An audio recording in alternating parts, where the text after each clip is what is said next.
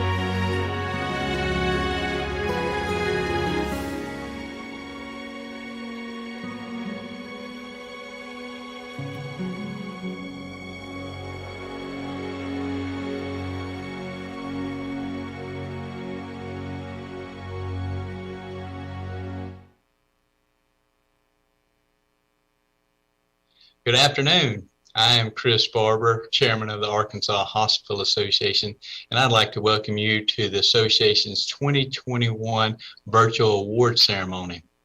We had hoped to have this year's event in person. Unfortunately, that just didn't happen. But we want to be mindful of our membership, that you are in the most important place at this time in your respective facilities and organization, treating and taking care of patients and those in need. That's why this ceremony looks a little bit different. We want to acknowledge and celebrate what we've been able to do this year. Also, this virtual event is at no cost to the membership. Typically, this provides us the opportunity to recognize our past chairmen. We asked them to stand. We're not able to do that this year, but we do want to say thank you for their years of service and continued contribution to the field of healthcare in the state of Arkansas. We also want to recognize the tremendous work each one of you have done over this last year navigating through this pandemic and your leadership in the state of Arkansas to battle the public health crisis. In addition, we want to say a special thank you to the AHA leadership, what they have done on our behalf to help navigate this pandemic.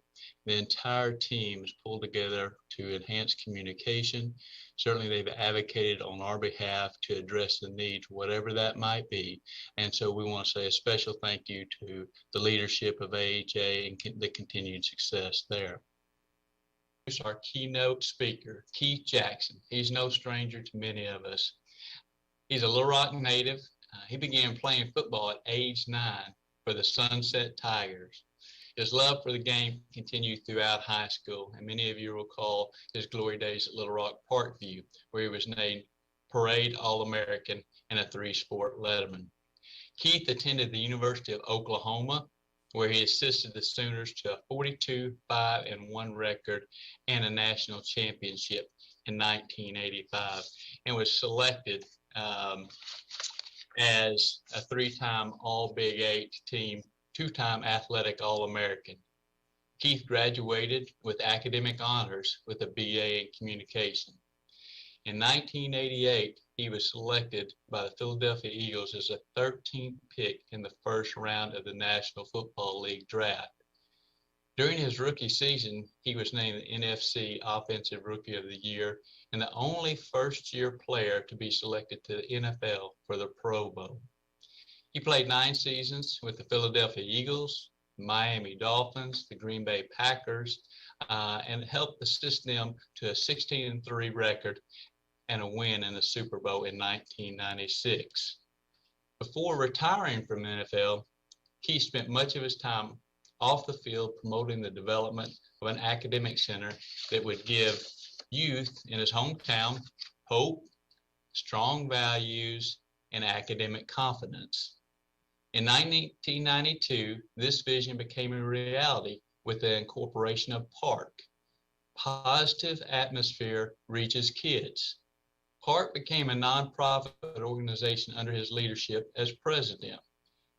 Keith Jackson's career includes broadcast analyst with TNT, television, the Oklahoma Sooner Football Radio Network, Fox Sports Network, the Arkansas Razorback Sports Network from 2000 to 2017. We're so thrilled and excited to have Keith with us today. Please join me in welcoming Keith Jackson.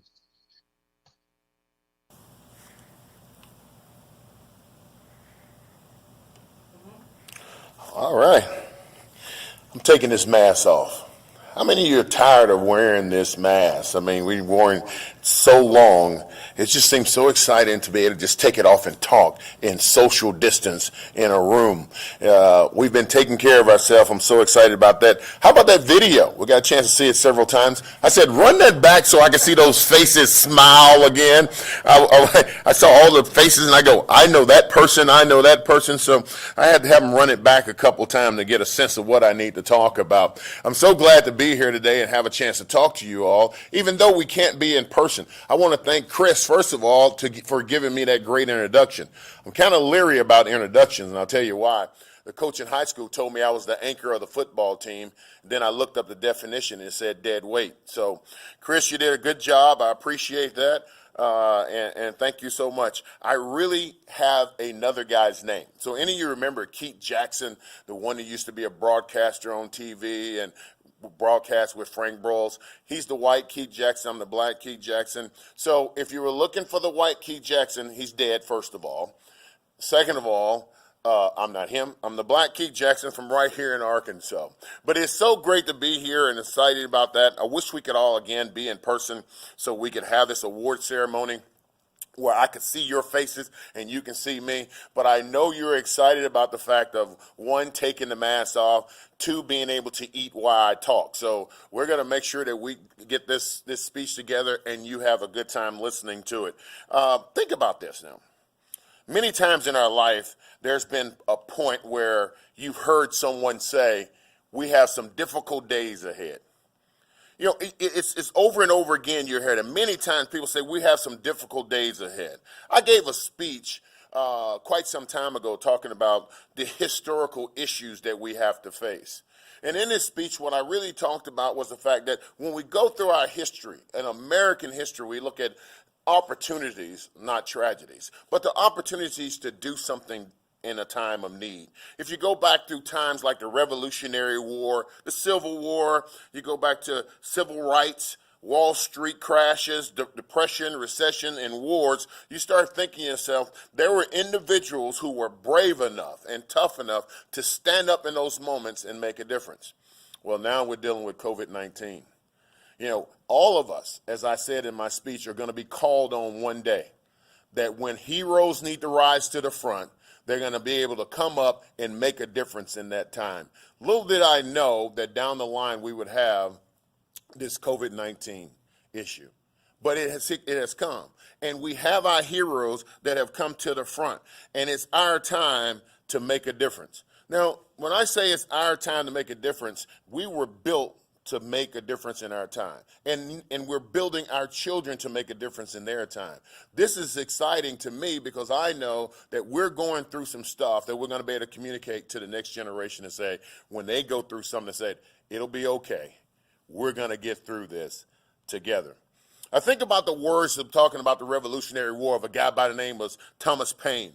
You remember that famous speech that Thomas Paine, writing as Thomas Paine writes down, and he said, these are the times that try men's souls. It was a great speech, but it was talking about a time where we needed individuals to stand up and become part of that historical answer of being courage. This is a time where he got 3 points. One is, the first point I want to make is he says, he that stands here now deserves the love and thanks of men and women. Now that's you. Hey, I want to thank you. From everybody from the state of Arkansas, from everybody who's been in the hospital, everybody who has loved ones in the hospital, everybody that you had to put up with from the fact of being overcrowded. I want to thank you because you know what? You deserve the thanks of men and women. Without you being on that front line and being courageous, this wouldn't have happened the same way as those Minutemen and those individuals who fought in the Revolutionary War. But another point he makes is he says this, he said, we have this consolation with us that the harder the conflict, the more glorious the triumph. Now, I'm going to tell you, we have been through a hard conflict. We fought through this hard conflict. But let me tell you something. When we look back at this years to come, we're going to smile and we're going to be able to brag about the fact of how we fought through and how we got over. Remember, the harder the conflict, the more glorious the triumph. When this is all over and done and we're fighting to the end because we have some really smart, intelligent people that are taking care of things to make sure we get there. And we have you on the front line, that we know that the triumph is going to be great in the end. The last thing he says that I want to talk about, he says he says, what we obtain too cheap, we esteem too lightly. Now, there's 3 points out of his writing. What we obtain too cheap, we esteem too lightly. Now, you know, just like I know, that we live in a microwave society. Everything wants everything fast, whether it's fast food, microwave, whatever. We want things quick and we want it done right now. Sometimes it doesn't work that way. I imagine when we started off and we heard about this pandemic of COVID-19, we thought that it was going to be quickly answered and over with, but we had to stay in the fight. We had to stay in the fight for longer than we ever thought it was, and then when it went down a little bit, we go, okay, it's about to be over with. It came back up. and it did it again, and it came back and it did it again. Let's think about this for a second. Sometimes you have to suffer and fight in order to get the triumph. Sometimes you've got to go through struggles in order to have some glory. Sometimes things don't just happen easily, and that has been our test. But it looks like we're passing the test. It looks like we're making strides, and so we'll be able to overcome hard times, and we'll be able to look back again and tell them, hey, I was there when this all started, and let me tell you how we got over it.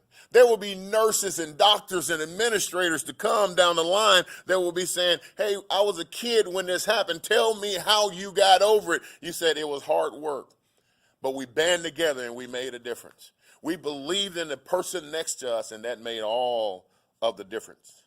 You think about that. I know it's a great book that says, so don't be weary in well-doing, for you'll reap if you faint not. I hear stories of people saying, I can't take it anymore. It's just been too hard.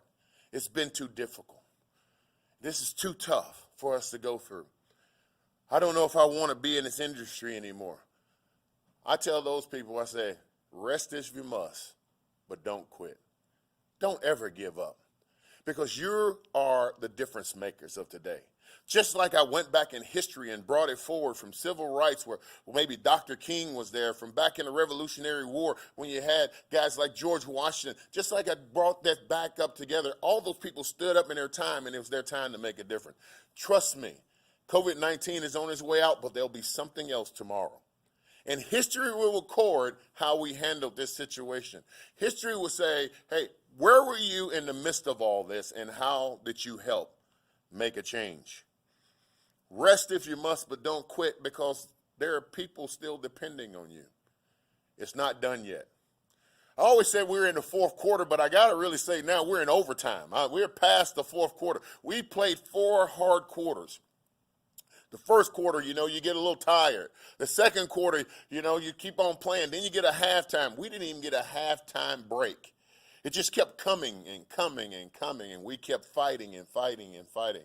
And just when we thought it was over and we were going down, here comes overtime. We're in overtime, but I'm going to tell you, we're winning. Football and sports mirror life. When I think about life, I think about the fact that, playing sports, I use it in my everyday life. There's a game that's coming up in Oxford, Mississippi this weekend. Maybe you may make it, maybe you won't. But the Arkansas Razorbacks are going to have the opportunity to play the Ole Miss Rebels. And I think about those old days, and not far right here in Little Rock, Arkansas, War Memorial Stadium, and I would sit down and I would do the broadcast with Paul Ills and Chuck Barrett, and I would hear over the loudspeaker a guy by the name of Craig O'Neal. And Craig O'Neal, every time Arkansas got a first down, he said, and there goes another Arkansas. And see, you should be saying the words because you know it, right? I'll help you out again so you can say it with me. Now, I can't hear you, but I want you all to scream wherever you are when I say this. And there goes another Arkansas. Thank you very much. I appreciate that. And then, I know. We want to beat Ole Miss this weekend. We're playing Ole Miss, but at Ole Miss they say something different. So the guy, when I'm over there, I hear him go, first down, and then they all say Ole Miss. Don't say that, okay? I just tell you, don't say that. But they celebrate. What are you doing? You're celebrating first downs. And then on defense, they go, third down. So that means they're trying to get them off the field so you can get your offense on. They're celebrating those moments in the game to make sure we keep the momentum. So what am I talking about? There have been some pillars of success and moments that you need to celebrate. There was this I remember growing up, and there was ABC, and they would have this commercial leading in, and then you could hear this guy with this great voiceover, and he would say, the thrill of victory and the agony of defeat. When he said the thrill of victory, you see people jumping up, and the agony of defeat, they always show this guy coming down a slalom, and he turns up and down, and he flies off, and you could tell that he just had a bad day, and that was the agony of defeat. Sometimes we look at the agony of defeat over and over again, how tough it's been, how many things we had to overcome. but we ignore the victories. See, when Craig O'Neal or whoever say another Arkansas first down, it gives you in that moment a chance to celebrate.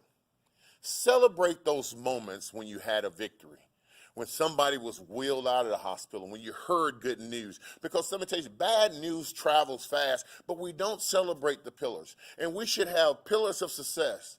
Why do I call them pillars? Because every now and then when you can't see the one in front of you, you ought to turn around and look at the one behind you.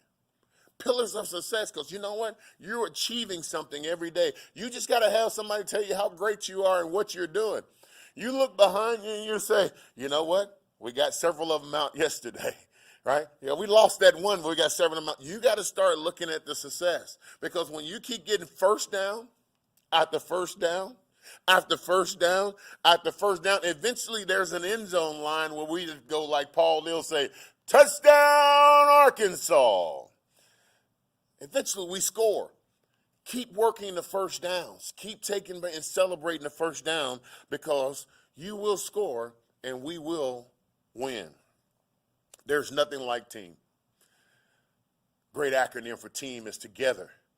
Everyone achieves mission. I heard one guy say, together, everyone achieves more.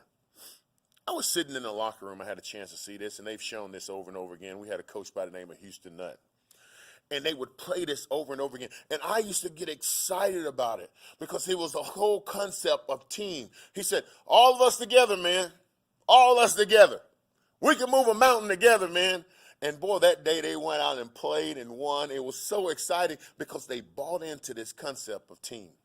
I've been on teams, some great ones from as you heard Chris say, from Philadelphia to Miami to Green Bay. I've been on some great teams, but I had a chance to win the Super Bowl and get a Super Bowl ring. See right there? That's a big G right there. Zoom in on that G so they can see it. These are hard to get. I had a lady ask me, I showed this to her, she said, you got any more of those? I said, now these don't come out of bubblegum machines now. They're very difficult to get, and so I had to fight for this Super Bowl ring. But I want to tell you, it was an experience that I'll never forget. We come back from the Super Bowl, and Mike Holgram's the head coach. We have a big banquet, and everybody's getting their ring. And Mike says, okay, I want everybody to get a ring, but I don't want you to open it till everybody get their ring. So he calls out the offense. And so you have running backs and quarterbacks and receivers and linemen. Then he calls out the defense, defensive line, linebackers, defensive backs. And so everybody has their ring. And then he said, wait a minute. So then he calls out, of course, the administration who was there, all the head guys they call out. And then he said, okay, next we've got all the trainers and equipment guys. And I'm like, I want to look at my ring, man. I want to open this box. And then he started calling out the janitor, the receptionist. And I start seeing team for the first time. I think COVID has made us look at team for the first time. It makes us look around and look at that person who's cleaning up and saying, that person's important. It makes us look around and say, that technician's important. It makes us look around and look at people that we probably never saw before, but now we're all dressed up and we have masks on and we're covered up from head to toe and everybody's working and you're saying, we need everybody. Together, everyone achieves more. This is your opportunity. You get to write the history because your name is going to be added.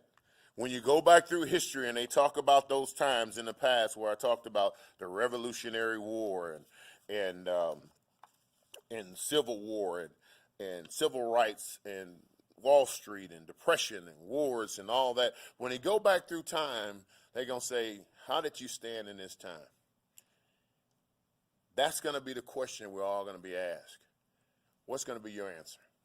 I hope your answer would be that you were brave enough to show your scars, to talk about the challenges, not hide the fact that we went through this so it won't happen again. I hope you stand up in front of everybody at Christmas and Thanksgiving and Easter and say, I was on the front line. I was there. I dressed up every day. We did this, so they'll know that you really are a hero. But I hope you don't run from this. Because guess what? Your testimony is going to be the key thing for the next generation to say, we need people in these historical moments to stand up and be brave and have courage just like you did. And I want to tell you this, men and women deserve the thanks, and we thank you.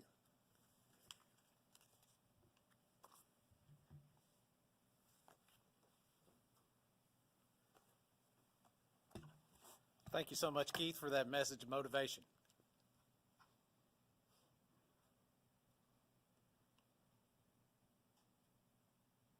Thank you so much, Keith, for that message of motivation. We certainly appreciate those words, and I know the healthcare heroes out there certainly appreciate that motivation and inspiration from you. We appreciate you being here today. Also want to thank Chris Barber for his welcome and his introduction of Keith. That was very easy to do. Keith is such a successful guy and had such a great career, and now such a pillar of our community here in Little Rock. We appreciate him so much. Good afternoon. My name is Bo Ryle. I'm President and CEO of the Arkansas Hospital Association. Before I get started too much, I want to say thank you to Chris Barber, who was our chair the last 2 years, and thank him in particularly for the last 19 months dealing with the COVID pandemic and how it affected our hospitals, our communities. So we really thank Chris for his leadership over the last 2 years. We know the battle isn't over COVID, but please know how much we appreciate all of you out there and your efforts, your team members at your hospital. We appreciate all of you so much. We are happy to have you here with us today as we recognize several very deserving individuals with awards. As Chris said, we're going to have to do things differently this year, so we're going to go out of the proper order, if you will, and we're going to start with our highest award today, the Weintraub Award.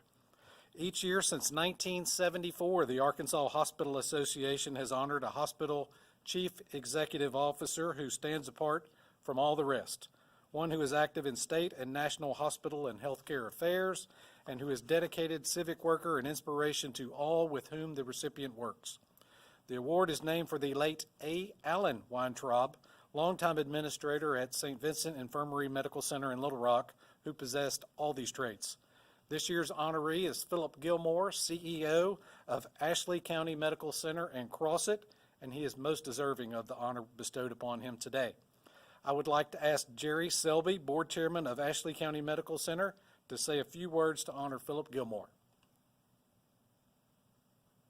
Thank you, Bo. And as you said, Phil is most deserving of this award. At Ashley County Medical Center, we strive to be second to none. And under Phil's leadership and out-of-the-box thinking, ACMC has developed a culture of outstanding patient care that has helped us lead our region in state-of-the-art technology and skilled clinicians that provide an advanced standard of care. Phil is a servant leader and goes out of his way to serve our patients, staff, and community. On behalf of the Arkansas Hospital Association, Ashley County Medical Center Board, medical staff, and employees, it is my honor to recognize and introduce Phil as this year's Allen Weintraub recipient. Phil, congratulations on this well-deserved honor, and we can't thank you enough for your hard work, not only at ACMC, but to improve health care in Arkansas. Thank you. Thank you, Mr. And Selby. please say a few words. Thank you very much, sir. Mr. Selby, thank you for your kind remarks, your leadership, and the support I've received from you and the board over many years. I want to express my sincere thanks and gratitude to the Arkansas Hospital Association for honoring me with the Weintraub Memorial Award this year.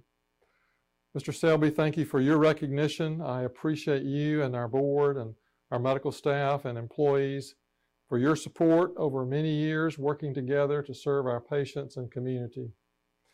I want to thank my late wife, Frances, for her many years of love and support of me and my profession. I also want to thank my 5 children, Ginger, Sarah, Matt, John, Ben, and my daughter-in-law, Sheena, and my son-in-law, Sam, for their love and support. I never dreamed I would be honored in such a way as to receive this award, but I'm humbled and honored to be a recipient.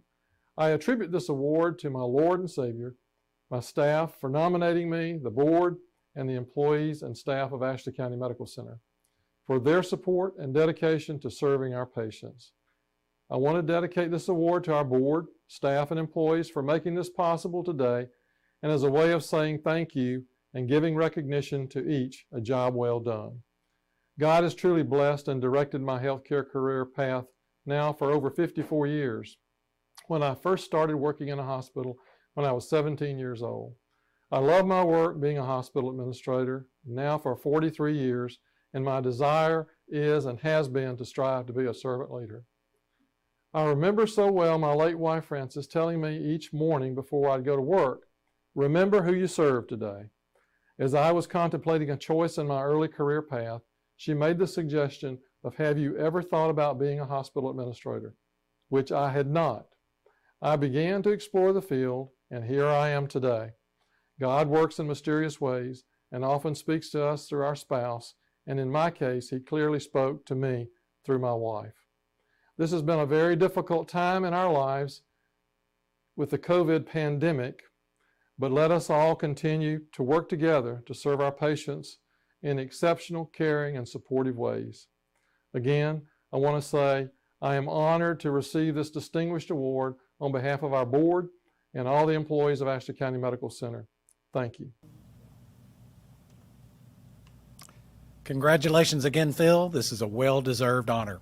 At this time, I'd like to ask Michael Givens, Administrator at St. Bernard's Medical Center in Jonesboro, and the American College of Healthcare Executives Regent for Arkansas to join us to present the Regents Awards.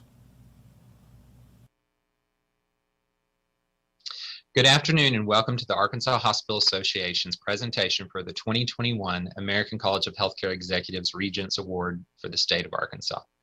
My name is Michael Givens, and I'm honored to serve both as the administrator of St. Bernard's Medical Center in Jonesboro, but also as your regent for the state of Arkansas for the American College of Healthcare Executives. For more than 85 years, the American College of Healthcare Executives has focused on one mission: advancing leaders in the field of healthcare leadership excellence.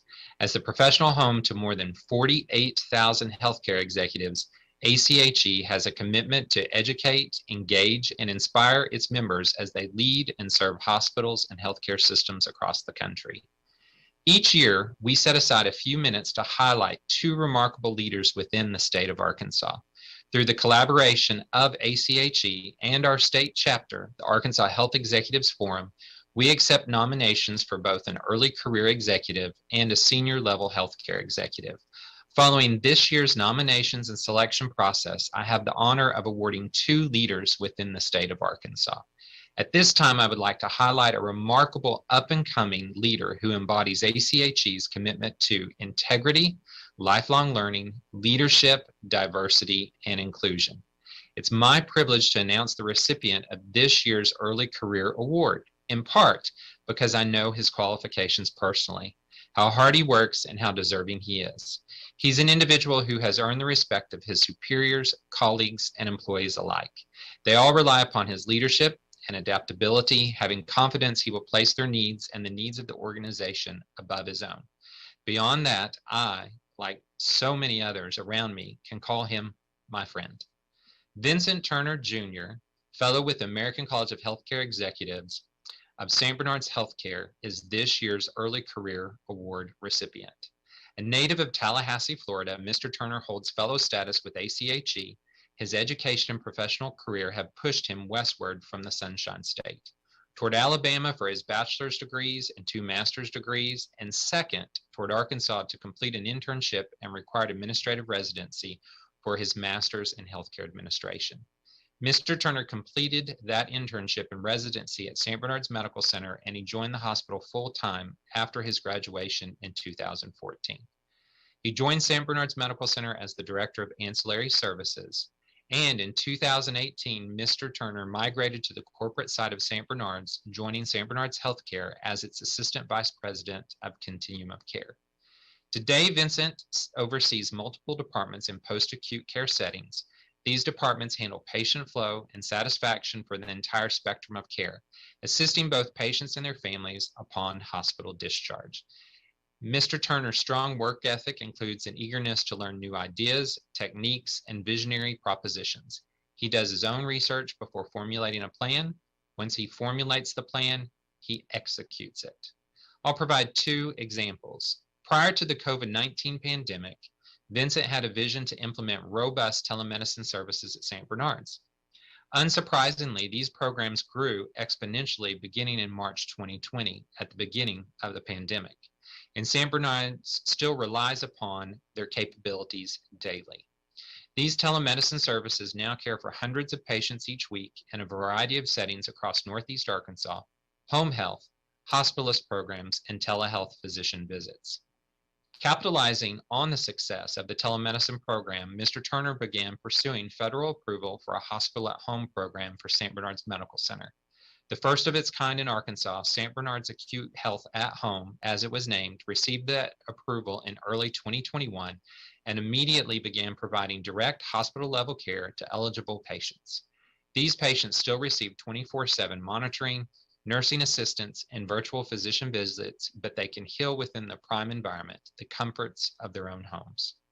Without Mr. Turner's leadership on both fronts, St. Bernard's would not have been as prepared to handle the daily challenges facing rural healthcare providers during a global pandemic. His work and his character truly speak volumes. With that being said, I ask that you join me in recognizing the 2021 ACHE Regents Early Career Healthcare Executive Award recipient for the state of Arkansas, Mr. Vincent Turner, Jr., Fellow with the American College of Healthcare Executives. First off, I'd like to thank the ACHE for naming me the 2021 ACHE Regents Early Career Executive. I appreciate this recognition. I'd like to thank those who took the time to nominate me. It's fair to say those same people have played a key role early in my career. I've been blessed with a great family and friends who have supported me and have also put up with me from the beginning and still today. And for that, I thank you. Towards the end of my undergraduate work, I knew I wanted to go into healthcare administration. I didn't know what that looked like, but that's what I was doing. A conversation with a mentor at the time led me to pursue graduate school work for healthcare administration and business administration. It's in graduate school I was first introduced to ACHE. It was something all students had to join, and honestly, at the time, I was just checking that box. Graduate school eventually led me to my healthcare career here at St. Bernard's Healthcare. It's here where I first learned what ACHE truly is, not just simply what ACHE, the organization, is, but what it is to become a healthcare leader.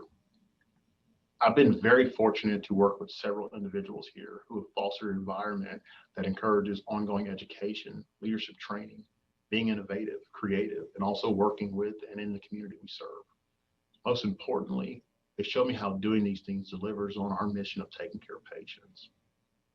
I share that because after learning I received this award, I went and looked up the selection criteria. I looked at each bullet point and saw that I checked each box. But I didn't meet this criteria because of anything I did. All these things have taken place due to the encounters I've had over the years and the people who have taken the time to help me grow as a person and leader. It's those people that I'm grateful and appreciative of. So in receiving this award, I do so on the behalf of the family, friends, mentors, colleagues, and others who have helped shape the leader I've become and the leader I continue to work to become. I also take it as a challenge to ensure I too work to be that encounter or mentor for the next generation of young leaders. I again thank the ACHE and look forward to continuing the ongoing work we all strive for. Next, at this time, I would like to recognize the 2021 Senior Level Healthcare Executive Award for the state of Arkansas.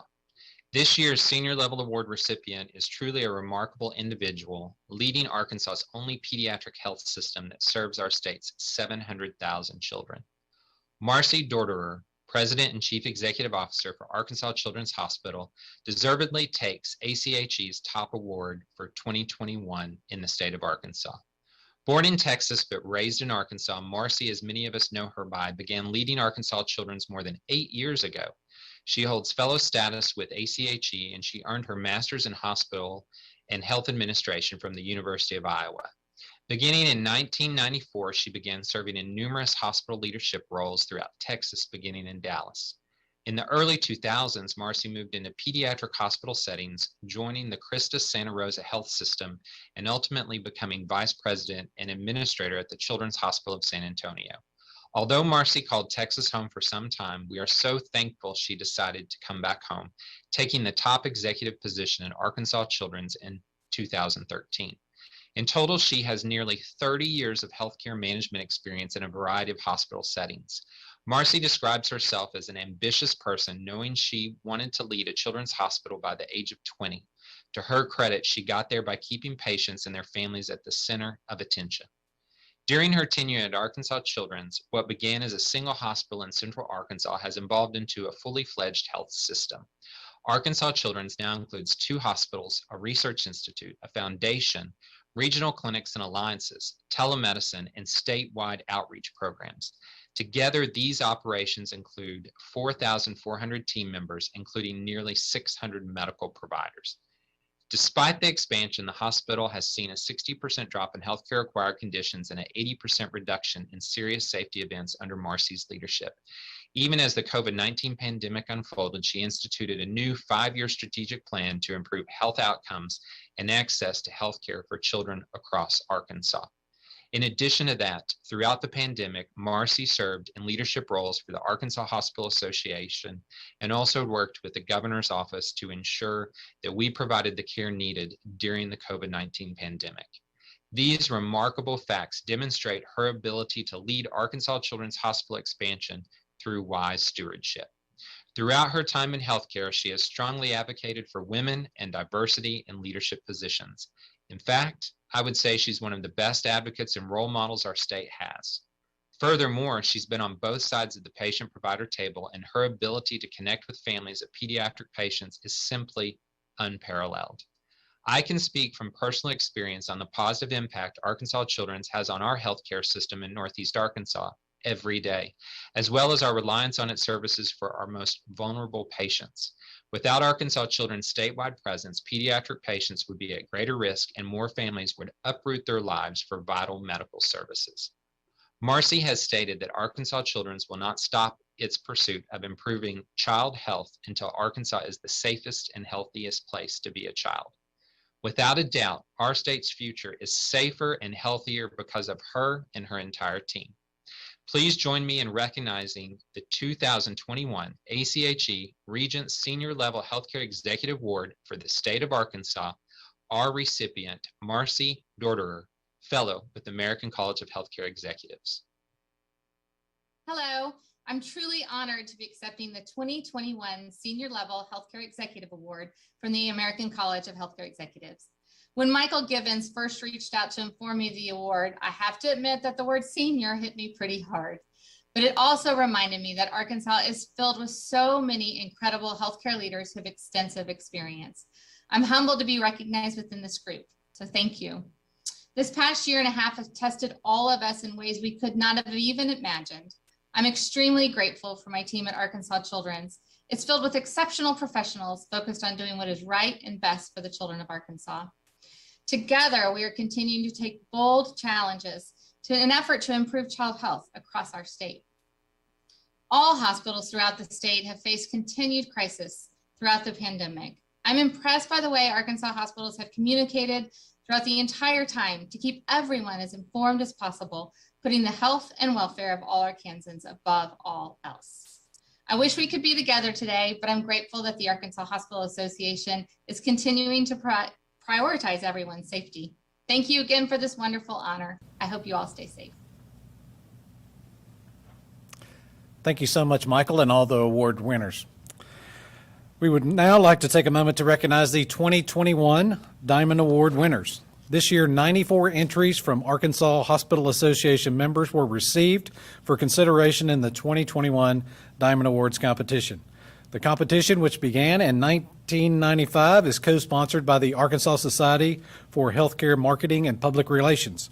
19 hospitals and health systems received awards this year in 9 categories with 4 divisions each, according to bed size. While 2 levels of awards are possible, Diamond and Excellence, we are recognizing only the Diamond Awards here today, which is the top award. The awards for Excellence have already been mailed to the recipients. I would like to ask Keith Whitworth, Metro District Representative for the Arkansas Society for Marketing and Public Relations, to join me at this time to recognize these deserving individuals in the field. The Arkansas Hospital Association and Arkansas Society for Healthcare Marketing and Public Relations presents the 2021 Diamond Awards. Diamond Awards are presented to the following organizations: Arkansas Hospice in North Little Rock, bed size 26 to 99, in the categories of Foundation and Special Event, submitted by David Edwards. Baptist Health in Little Rock, bed size 250 or more, in the category of Annual Report, submitted by Brandon Riddle. Baxter Regional Medical Center in Mountain Home, bed size 250 or more, in the category of Advertising Total Campaign, submitted by Tobias Pugsley. The Bridgeway in North Little Rock, bed size 100 to 249, in the categories of Advertising Television, PSA, and Publication, submitted by Bruce Trimble. Conway Regional Health System, bed size 100 to 249, in the category of Advertising Total Campaign, submitted by Paul Bradley. Howard Memorial Hospital in Nashville, bed size 0 to 25, in the categories of Advertising Print Digital, Advertising Special Visuals, and Publication, submitted by Kim Turbeville. Jefferson Regional in Pine Bluff, bed size 250 or more, in the categories of Advertising Print, Digital, and Writing, submitted by Jamie McCombs. Medical Center of South Arkansas in El Dorado, bed size 100 to 249, in the category of Advertising Special Visuals, submitted by Alex Bennett.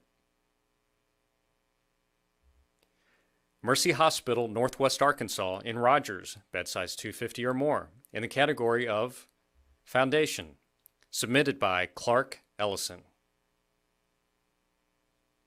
NEA Baptist Memorial Hospital in Jonesboro, bed size 100 to 249, in the categories of Advertising Print, Digital, and Writing, submitted by Ty Jones. North Arkansas Regional Medical Center in Harrison, bed size 100 to 249, in the categories of Foundation and Special Event, submitted by Kim Rawson and Lori McCracken. St. Bernard's Five Rivers in Pocahontas, bed size 26 to 99, in the categories of Advertising Special Visuals, Advertising Television, PSA, Advertising Total Campaign, and Publication, submitted by Candy Kelly and Sydney Stevens. St. Bernard's Healthcare in Jonesboro, bed size 250 or more, in the category of Publication, submitted by Laura Pickens. Stone County Medical Center in Mountain View, bed size 0 to 25, in the category of Advertising Total Campaign, submitted by Jerica Davis. UAMS Medical Center in Little Rock, bed size 250 or more, in the category of Advertising Television, PSA, submitted by Keith Whitworth. Unity Health in Searcy, bed size 250 or more, in the category of Special Event, submitted by Jennifer Skinner. Washington Regional Medical System in Fayetteville, bed size 250 or more, in the category of Advertising Special Visuals, submitted by Cynthia Croter.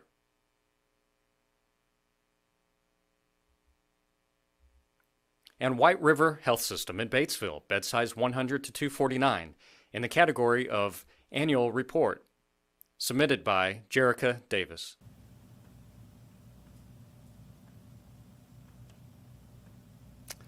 Please join me in congratulating all of the recipients of the 2021 AHA Diamond Awards.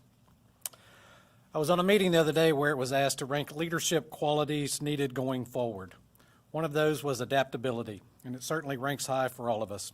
I want to thank Lindsay Dumas and the entire AHA team in adapting to this virtual event. And I want to thank you for attending this virtually. When we were making the decision of whether to have the AHA meeting or not, the COVID cases were at an all-time high.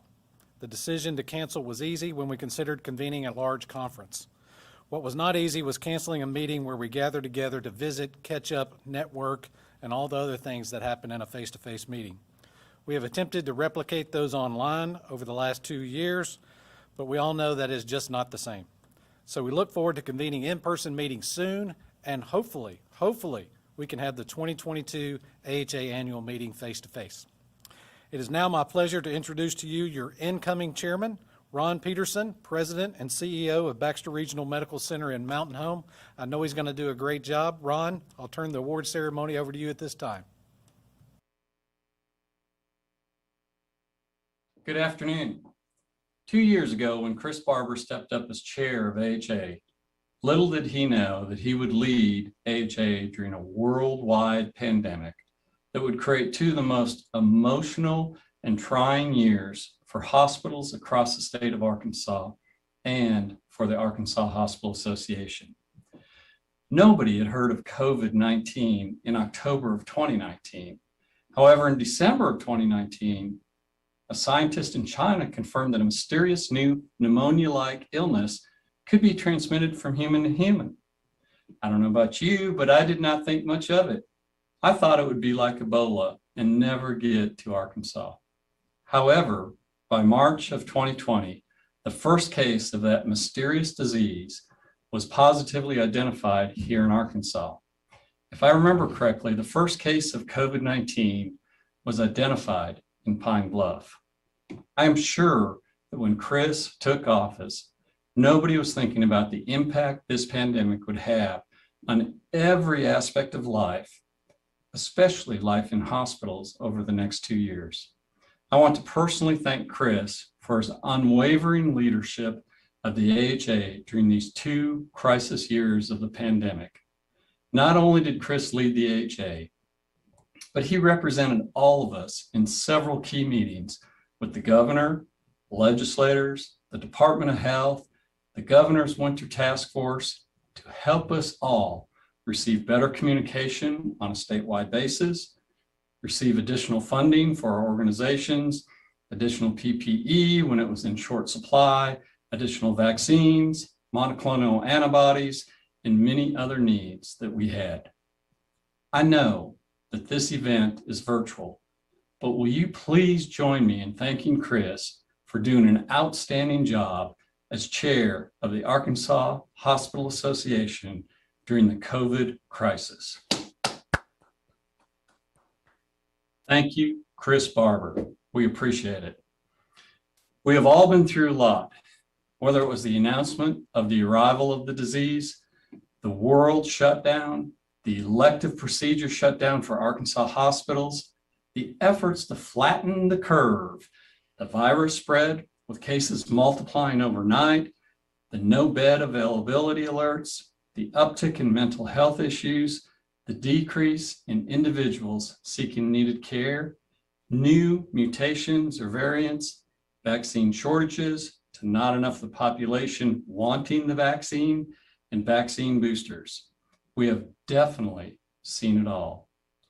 I'm not sure about you, but as an administrator of an Arkansas hospital, I do not believe I could have gotten through the past 2 years without the help and support of the Arkansas Hospital Association.